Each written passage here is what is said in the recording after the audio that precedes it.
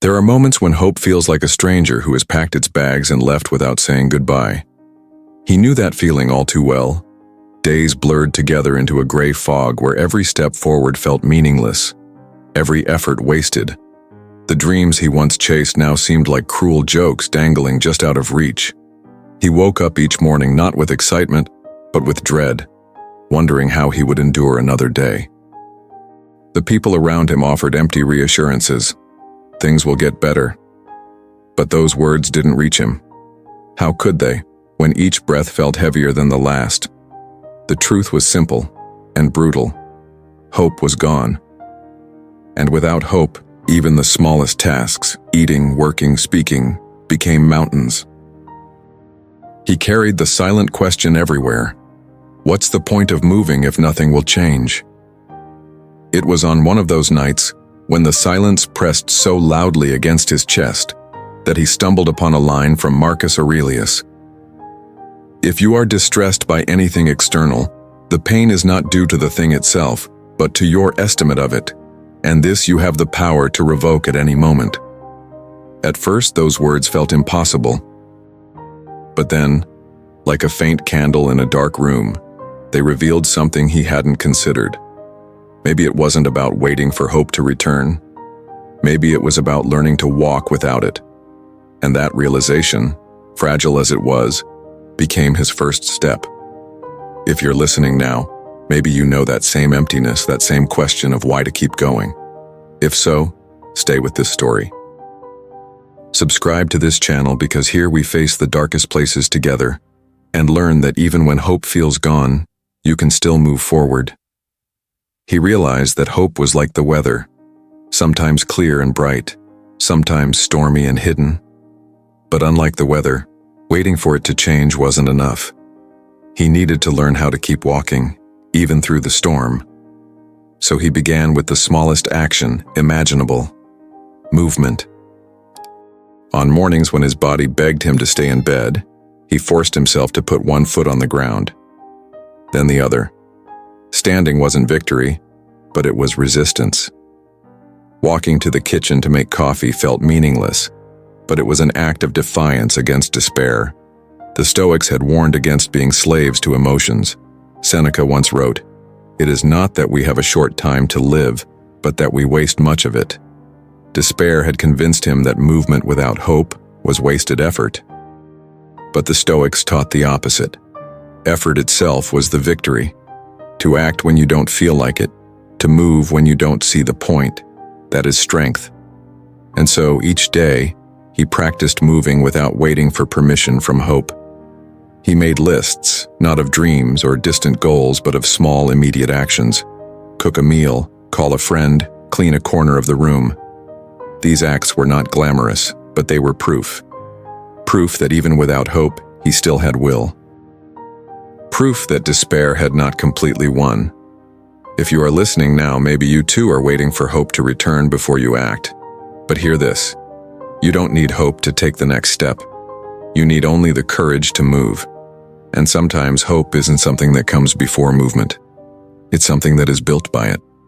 The more he practiced, the more he noticed something unexpected. Even without hope, action created a kind of momentum. He didn't wake up feeling better, but by the time he had completed a few small tasks, his day no longer felt like an endless void. It wasn't happiness, not yet. It was something quieter: stability. He remembered the words of Epictetus. First say to yourself what you would be and then do what you have to do. That became his compass. He didn't need to know how the whole journey would unfold. He only needed to act in alignment with who he wanted to be. Did he want to be someone crushed by despair, or someone who even in darkness chose to stand? So he began to see each choice as a vote for the person he was becoming. Cooking a meal wasn't just about food, it was a vote for self-care. Answering a call wasn't just about conversation, it was a vote for connection. Going for a short walk wasn't just about exercise, it was a vote for perseverance. Each act was small, but together they formed a rhythm that despair couldn't silence. Slowly he realized that hope was not a prerequisite for action. It was a byproduct of it. The days didn't become easier overnight. but they became meaningful, and meaning, he discovered, could carry him further than fleeting feelings of hope ever had. If you are listening, maybe you've been waiting for hope to return before you act. But the truth is this: meaning grows out of movement. Even the smallest step is a declaration that despair does not own you. And with every step, you are building not just a routine, but a life that even hopelessness cannot fully destroy. He began to understand that the battle wasn't about feelings, it was about choices. Hope might come and go, but his choices could remain steady. Marcus Aurelius once wrote, "Waste no more time arguing about what a good man should be one." So he stopped waiting to feel inspired. Instead, he asked himself each morning, what is the next right thing I can do? Sometimes it was as small as making his bed. Sometimes it was returning a message he'd ignored for weeks. Other times it was simply stepping outside, breathing deeply, and reminding himself that he was still alive. These weren't dramatic acts. No one applauded them. But in a world that felt stripped of meaning, each one was an anchor. They reminded him that despair hadn't taken everything, that as long as he could act, he could resist. The more he focused on these small actions, the less power despair had over him. It still whispered in his ear, still tried to convince him that nothing mattered. But every time he chose action over paralysis, he proved the voice wrong. He didn't silence it, he outlasted it. That was the quiet victory the Stoics had promised. Not the elimination of pain, but the courage to keep moving within it. To endure, not because you felt strong, but because you decided to act as if you were. If you are listening now, maybe your strength feels gone. But remember this: strength is not always a feeling. Sometimes it's simply the act of choosing one small step forward when everything in you wants to stop. And that step, however small, is proof that despair has not won. He realized that the greatest danger of hopelessness was not the pain itself. It was the lie it whispered. Nothing you do matters. That thought was poison, and for a long time he had believed it. But now, with every small action, he was disproving it. He remembered a lesson from Epictetus. Man is not worried by real problems so much as by his imagined anxieties about real problems. Despair had convinced him to imagine a future where every effort failed, where every step led nowhere. But when he looked at the present moment, the truth was different. His actions did matter because they were shaping him. He began to see himself less as someone waiting to be rescued by hope, and more as someone building resilience without it. Hope might return one day or it might not. But either way, he would no longer be powerless. One evening, as he folded his laundry, he laughed at the absurdity of it. Such a small act, so meaningless in the grand scheme.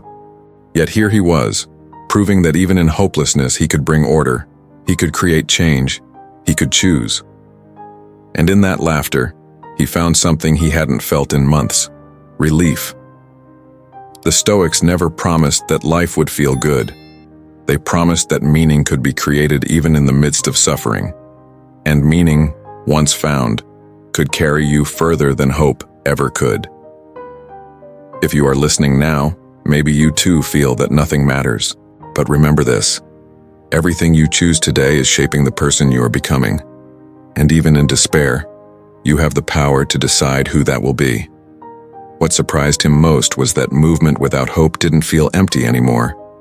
In fact, it felt liberating.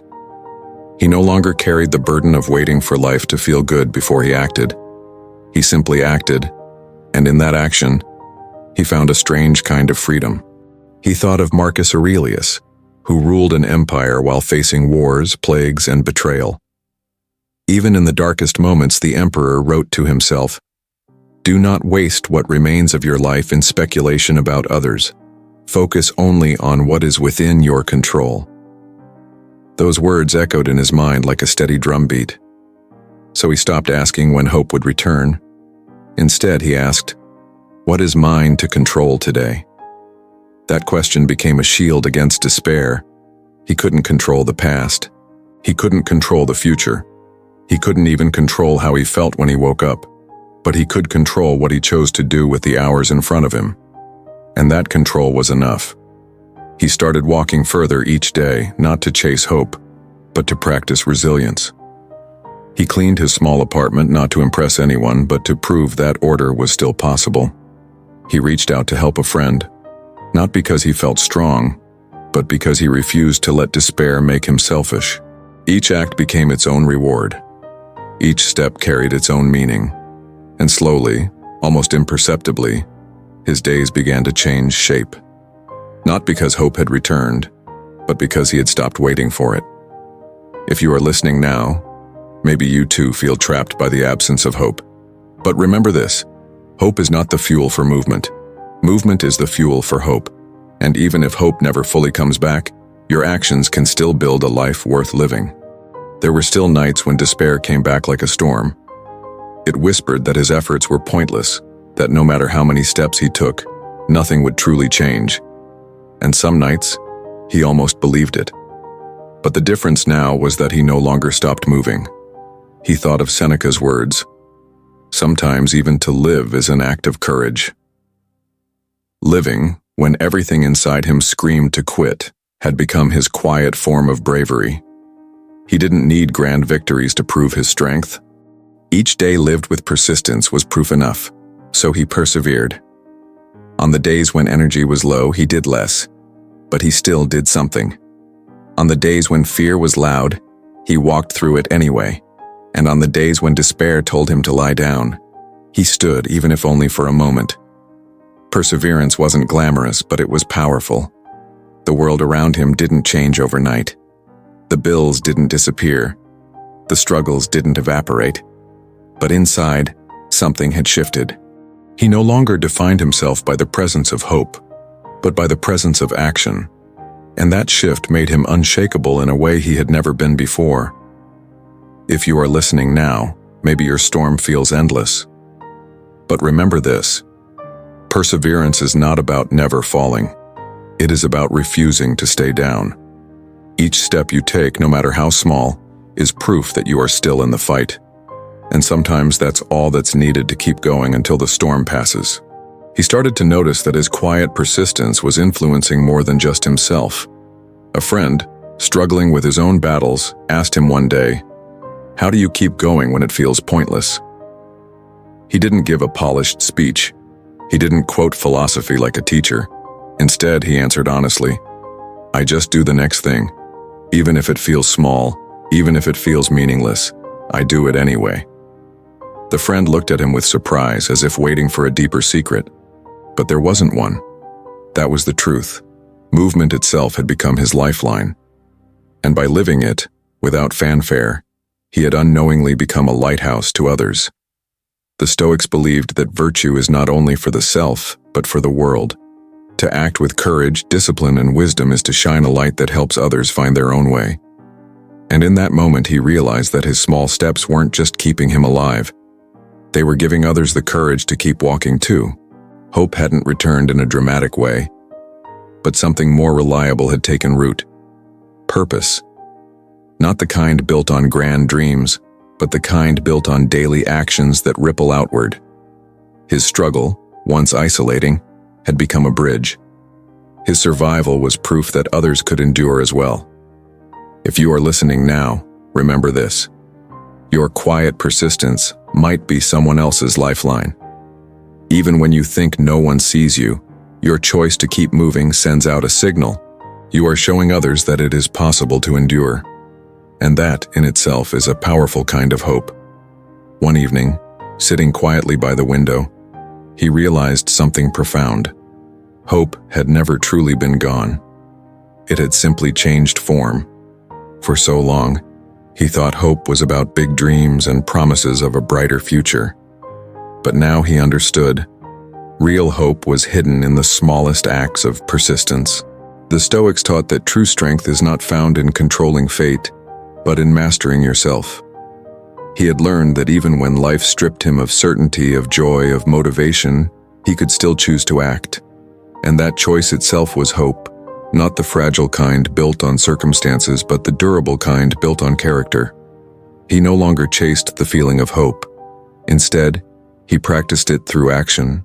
Waking up each day and doing what was his to do became its own quiet declaration. I am still here. I am still moving.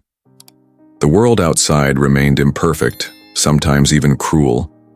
But within him, there was now a foundation that could not be broken by circumstance. It was not the old hope he had once known, but something stronger.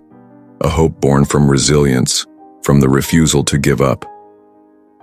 If you are listening now, perhaps you've been waiting for hope to return in a flash of light. But maybe hope is already here, in every choice you make to keep going. You don't need to see the entire road ahead. You only need to take the next step. That step is hope.